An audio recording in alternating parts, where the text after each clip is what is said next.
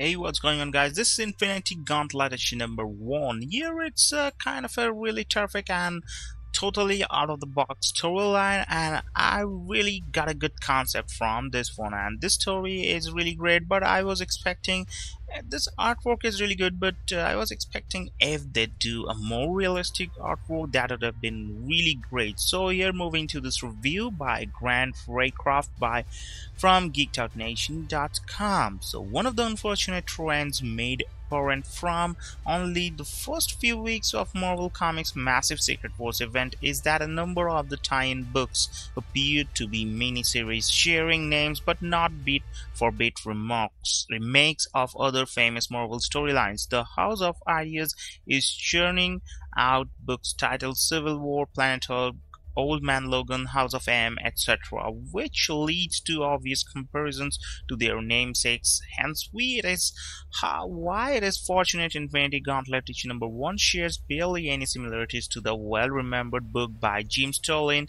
That's not a bad thing, of course, just surprising, and what is actually on the page is a very different tale. Infinity Gauntlet appears to be set in an alternate version of the Marvel Universe wherein the Annihilation event took a considerably darker turn. Humanity is all about but dead, and the ruins of New York are patrolled by armies of nightmarish bug monsters. Surviving in the ruins are a young girl, Anwen Bakian, and the remnants of her immediate family. They savage day to day on what remains of the old world as Anwen, reminiscence of her mother, whom was inducted into the Nova Corps as a last-ditch effort to save the planet, which, given the Bakians' current station, didn't end well at all. The clan's time to eat, sleep, and tend to their wounds is short-lived as an army of giant killer insects sets upon them and they fight for their lives. Gerry Duggan of the long-running Nova series scripts alongside artist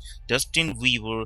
Duggan writes from what is clearly a very personal place, as the Bakians' largest struggle is more or less their ability to hold together in the face of a nihilistic apocalypse. However, what makes this book stand out is Anwen herself. She is a surprisingly nuanced and protagonist, going between the stir-eyed optimist to a traumatized child lashing out over the loss of her mother.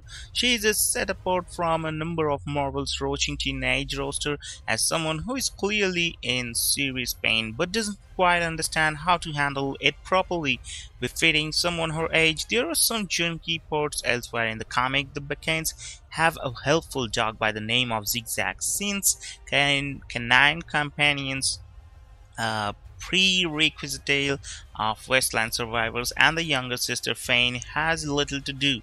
That being said, the cliffhanger ending is not only compelling but subverts a hefty trope of the teen superhero generation, and for the better.